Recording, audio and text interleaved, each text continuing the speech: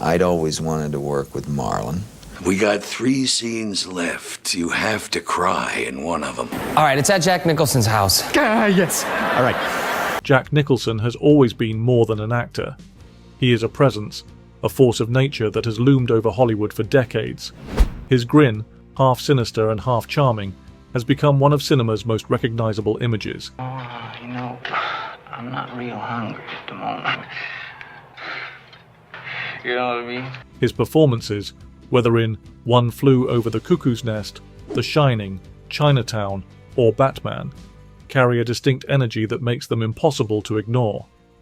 He does not disappear into a role so much as bend it to his will, shaping it around his own magnetic persona.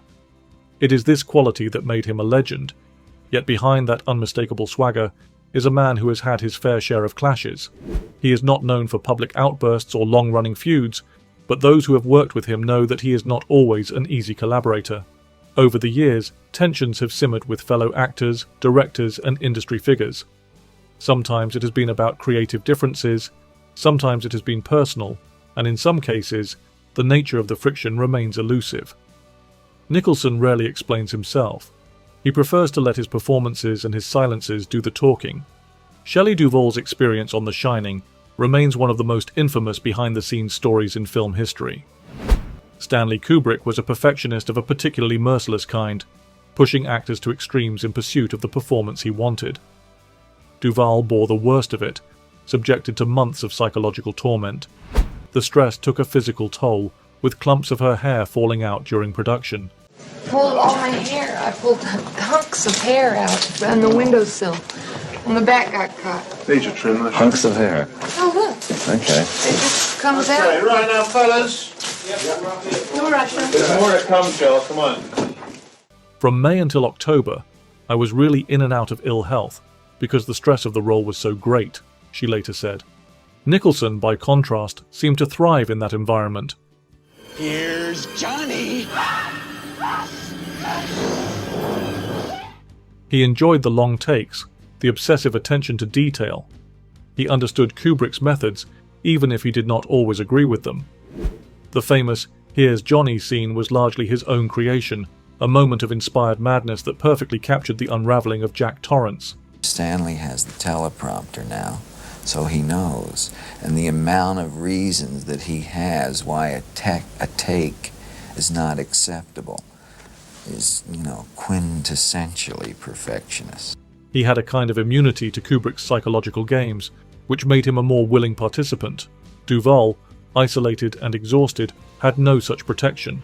It would be unfair to say Nicholson disliked Duvall. There is no record of animosity between them, no accounts of arguments or disputes. But there was a distance. He did not intervene, did not object to the way she was being treated. His energy remained focused on his own performance.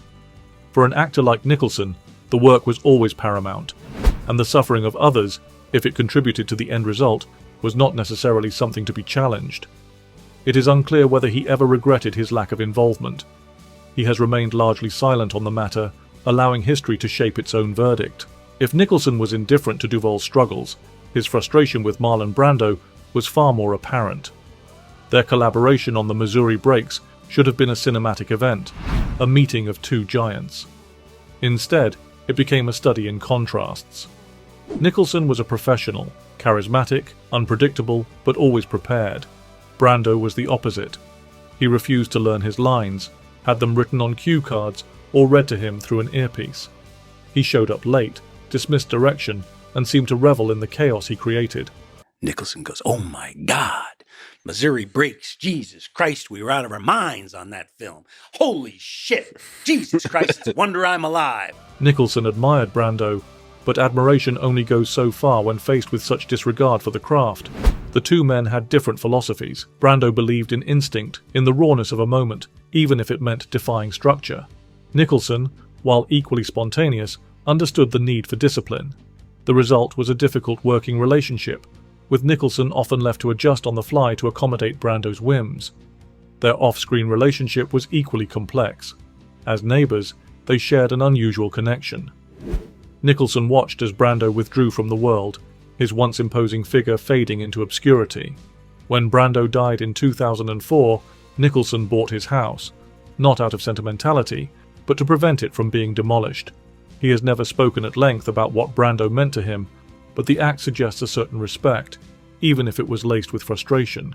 You know, you'd be a fool not to. I mean, every actor would want to work with Brando. Perhaps the most unsettling moment in Nicholson's history of professional tensions came with his reaction to Heath Ledger's death. When asked about it, he simply said, "I warned him." The statement was as cryptic as it was chilling. It immediately sparked speculation. So what are you proposing? It's simple. Kill the Batman. What had he warned Ledger about? The dangers of immersing oneself too deeply in the darkness of a role? The pressures of fame? Or was it something else entirely? Nicholson's Joker in Batman was a creation of pure theatricality, menacing but fun, a character that never lost its sense of mischief.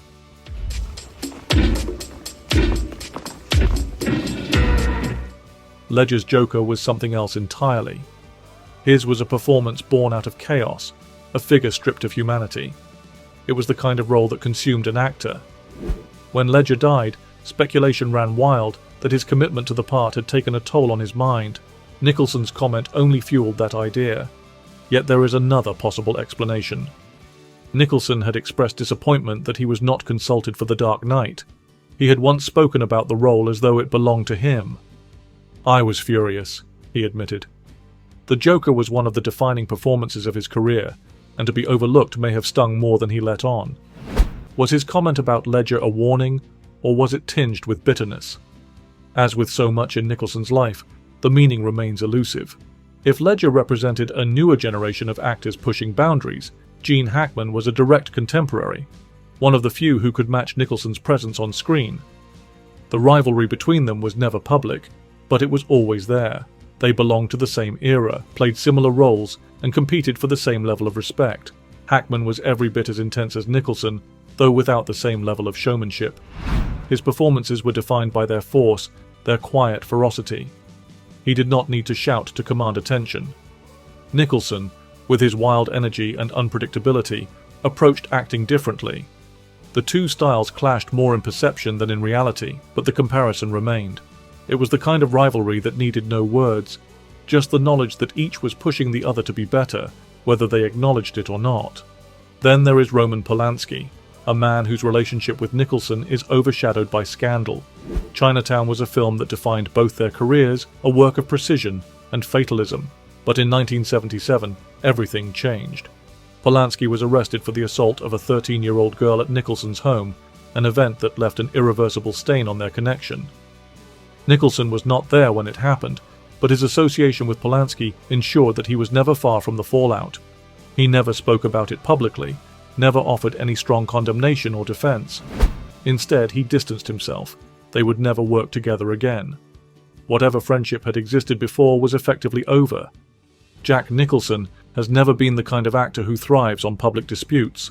His tensions and rivalries exist beneath the surface, evident only to those who pay close attention. He does not engage in feuds for the sake of it. When conflict arises, it is usually because something, an approach, a philosophy, a way of working, clashes with his own instincts. He is a performer first and foremost, and everything else is secondary. He has never been predictable.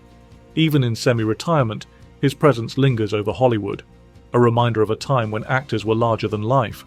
His legacy is not built on controversy or grudges, but on performances that endure. If there are unresolved tensions, they belong to history now. Nicholson has always been a man who keeps his own counsel, and perhaps that is the greatest mystery of all.